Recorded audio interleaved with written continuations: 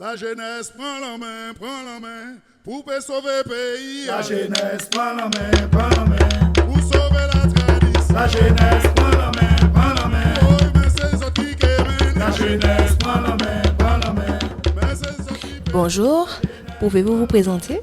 Bonjour, je suis Roger Ragal. Je fais partie de l'entreprise Ragal, de la Casamagnoc Ragal au Lorrain.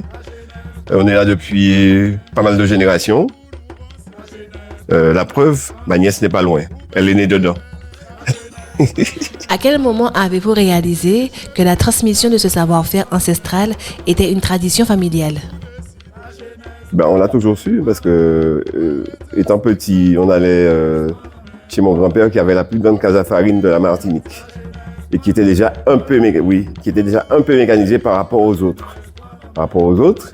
Qui avait déjà un moulin à eau, qui avait déjà des râpes avec le moteur Bernard, tout ça, quoi. Donc, on savait qu'il y avait quelque chose à faire.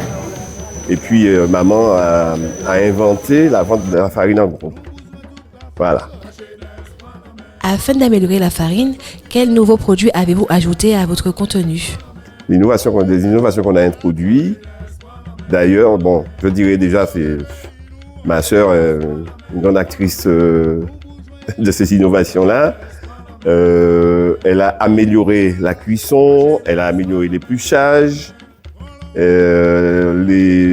commercialisation aussi, beaucoup de choses, tout en partenariat avec moi, quoi. Mais elle est en train encore de continuer à innover. Donc il y a toujours quelque chose à faire. Des cassaves aussi? Oui, les cassaves aussi, oui. Les cassaves aussi, ça vient d'elle. C'est elle qui a eu l'idée de faire, même pas de tester, de faire le four à bois. Le four à bois, elle a inventé ce four-là, elle a fait faire avec ses idées. Et puis, on s'est mis à faire des cassaves en direct devant les gens dans les foires, dans les grosses foires.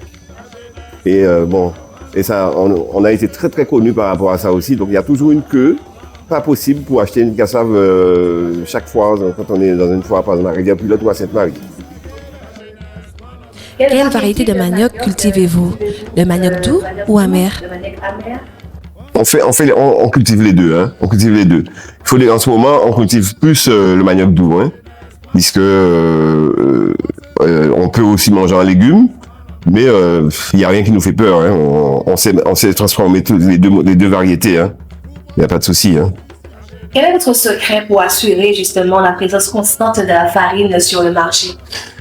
C'est le travail. Il n'y a pas de secret, c'est le travail, c'est éviter de trop dormir, ne pas être fainéant, bosser considérablement, il faut bosser beaucoup.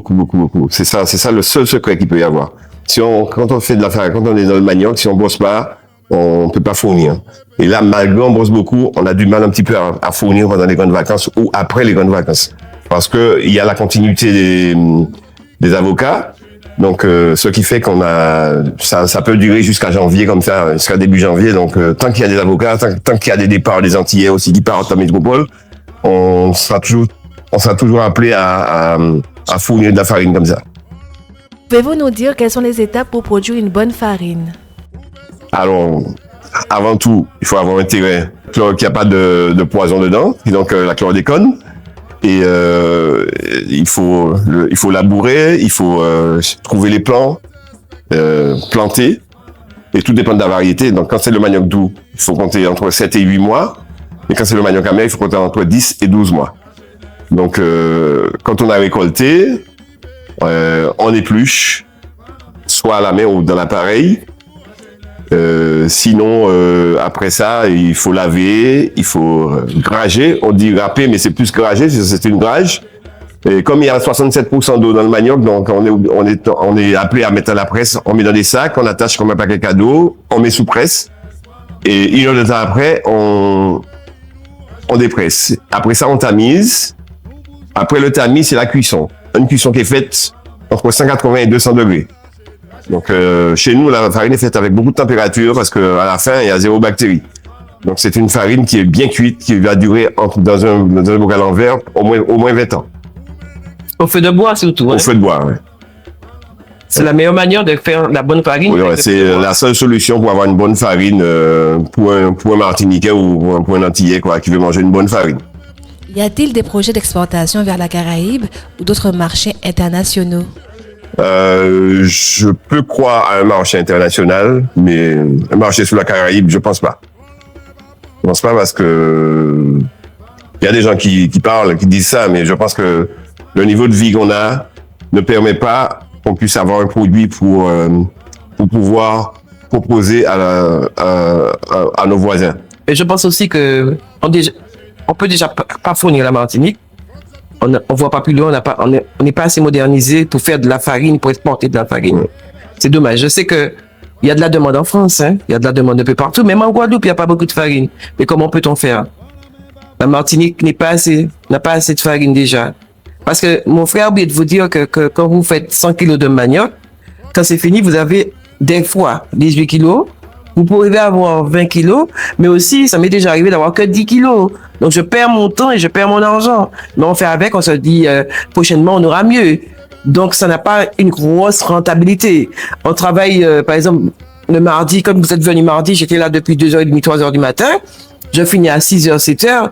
Mais on a quelques petits sacs de farine, c'est pas beaucoup. Quand tu donnes à Nicolas, elle a parlé de Nicolas, quand tu donnes à Nicolas peut-être 100 kilos, tu donnes 50 kilos par là, il te reste plus rien, tu peux même pas donner à tes clientes qui viennent ici. Des fois, je me cache parce que j'ai pas assez de farine. Surtout, je sais qu'on cherche la qualité et je sais qu'on est la meilleure qualité de la Martinique. Et peut-être d'ailleurs aussi, hein, puisqu'on a le savoir, 5e génération, on est né dedans, donc petit à petit, on améliore, on est content. J'ai amélioré un petit peu le site. Avant, il n'y avait pas de carrelage, je connaissais pas d'armoire réfrigérée. Je fais beaucoup de choses et à l'avenir, encore beaucoup de choses qui vont arriver bientôt. On peut pas rester comme ça. Quelle est la différence entre le manioc doux et le manioc amer? Comment est-il cultivé? Comment retirer la partie justement? Ça se fait exactement. On transforme les deux maniocs exactement de la même façon. La seule différence qu'il y a entre ces deux maniocs-là, c'est l'acide qui est plus concentré dans le manioc amer. Donc, il y a un poison très concentré. Mais bon, le poison est efficace, surtout quand ça sort de la presse, quand l'eau coule tout seul. Mais cette eau-là, on peut faire des sauces avec. On consomme cette eau-là. Malgré que c'est un poison, il suffit les Américains, ils savent très bien, le Brésilien, le Colombien, ou le Vénézuélien, ou le Guyanais, ils ne vont jamais à la chasse sans cette eau-là. Ça leur sert d'assaisonnement et de sauce. Donc, ils font bouillir pendant 2 heures de temps.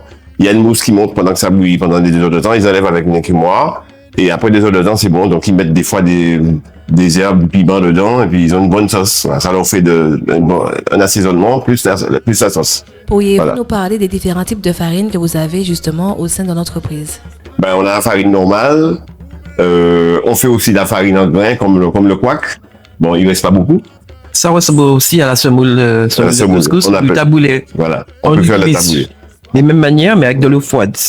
Parce que dans le manioc, il y a de l'amidon. Et puis on fait... Alors, on a aussi la poudre de manioc, la farine aussi. Faire des gâteaux, paner du poisson, faire ce qu'on veut. Voilà. Et Roger va te parler des cassaves, parce qu'il fait les cassaves. Alors, la cassave, c'est la farine crue, la farine qui sort du tamis, qui n'est pas cuite. Donc, comme dans cette farine-là, il y a encore un peu d'humidité, il y a de la fibre, il y a de la fécule, et au contact de la chaleur permet à ces deux éléments-là de se relier. Donc, je vais vous dire aussi que cette farine-là, on peut aussi faire des pizzas sans manipuler la pâte, quoi. C'est juste à étaler la farine comme la cassave. On fait des pizzas, on fait des pancakes, on fait des croque-monsieur, on fait plein de choses avec. Donc, on a un collaborateur qui fait même des ateliers chez lui pour pouvoir initier au public à consommer cette farine-là. Donc, la cassave, c'est cette farine qui n'est pas cuite. Donc, on met une couche de farine, on met les ingrédients et on couvre avec une autre couche de farine. Et quand c'est cuit en bas, on tourne avec une spatule. Donc, on possède beaucoup de parfums.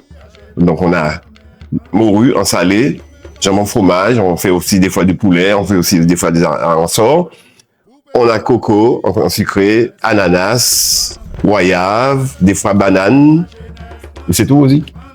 Ouais, on peut faire plus, mais ça donne beaucoup de queue quand on fait plus. Voilà. Et quel jour recevez-vous justement la clientèle pour leur faire découvrir votre casa? Alors depuis depuis des décennies, on reçoit que le mardi, de 9h à 13h. Voilà. Donc, on peut pas dire qu'il n'y a pas de relève, c'est ça. Est-ce que vous formez? Les stagiaires, tout le temps, vous avez vu des stagiaires? Vous formez? Oui. À la farine. Ah oui, oui. Il faut Ah pas être fermé, hein. Il faut transmettre. Hein. On ne parle pas avec ce savoir. Hein. On ne peut pas laisser ça comme ça. C'est trop beau, ça. Ma mère a beaucoup transmis. Ma mère a transmis Ouais. à beaucoup de personnes. Eh ben, les gens qui font de la farine au Lorrain, presque, j'ai déjà compté peut-être trois producteurs de farine de manioc. C'est ma mère qui a transmis. Ma mère, c'était pas quelqu'un d'égoïste. Elle a transmis à quelqu'un qui fait plus haut, quelqu'un qui fait plus bas. Le père de ma fille aussi faisait il travaillait pas. Ma mère l'a transmis. Il fait toujours sa petite farine. Mais il n'y a pas de souci. Parce qu'on ne parle pas avec ma mère, elle n'est pas partie avec quoi que ce soit. On est là, mais après nous. Donc il faut de la transmission, il faut transmettre. Je suis pour la transmission. Moi. Je ne veux pas garder un savoir. Il n'est pas question. Maintenant, à bon entendeur, salut. Ceux qui veulent venir, je suis là pour transmettre. J'apprends. Hein. Oui. Et comment faire pour justement vous envoyer des jeunes pour être formés? Ben, j'ai beaucoup de le CFPPA du Robert, Carbet qui viennent en stage ici. Mais je lance des fois des appels hein, sur d'autres radios. Donc que les jeunes qui veulent apprendre à faire des cassaves peuvent venir nous appeler au 20 06 34. On est ouvert à toute proposition, on attend, parce que, écoutez, on est fatigué, on est 24 heures sur 24 heures debout à travailler, c'est quelque chose, hein. Là, on s'en va. On a fait les 200 sages, les 300 sages presque. On va sur Saint-Pierre, emmener des bacs là pour remplir pour demain. On n'a pas de repos, on n'a pas de répit, c'est épuisant. Mais heureusement, ce qui est important dans ce qu'on fait, c'est qu'il faut aimer ce qu'on fait. On a de l'amour pour ce qu'on fait. C'est pas ça? Peut-être qu'il y a la dit ça. Pour